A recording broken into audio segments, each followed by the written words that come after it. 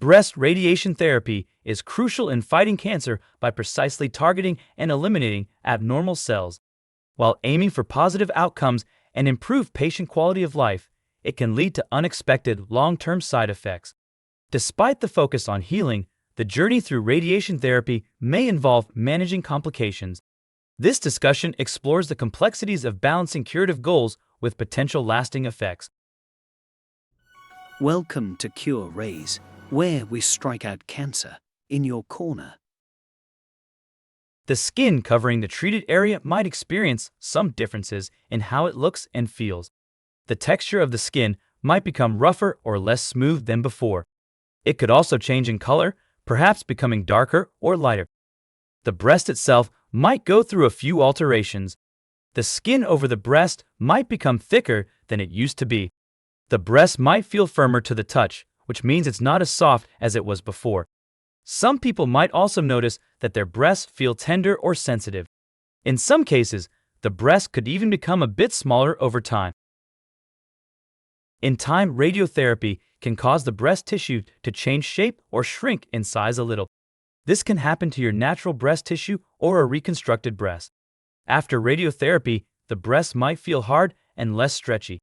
This is due to a side effect called radiation fibrosis. Sometimes the breast can shrink a little over time. This is because radiotherapy can make the breast tissue contract so that the breast gradually gets smaller.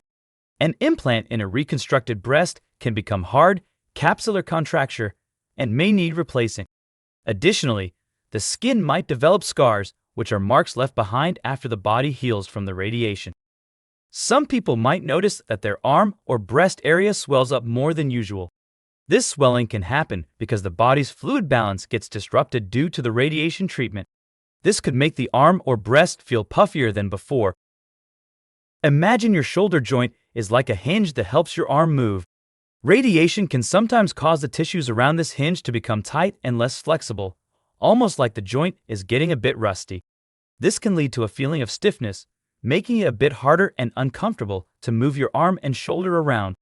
It's like if you've had trouble raising your arm up as easily as before. A cough and breathlessness happen in some people who have radiation therapy to the chest area, but this is not common.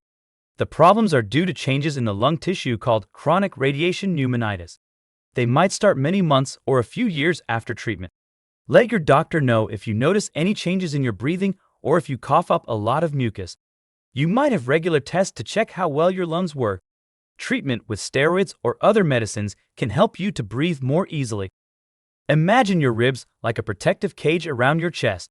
Radiation can sometimes hurt these ribs, causing pain or even making them weaker, which might lead to a broken rib. This pain can make it hard to breathe deeply or move comfortably. Nerves are like tiny electrical wires that help you feel things and move your muscles. If these nerves get damaged due to the radiation, it can lead to problems. One of the potential issues is pain. The person might experience pain in their arm or arms since the nerves that go there might not work as well as they used to. This pain could be uncomfortable and bothersome. Another problem could be a loss of strength in the muscles of the arm. Imagine your arm muscles being like rubber bands that help you move and lift things. If the nerves controlling these muscles are affected, those muscles might not be as strong as they were before.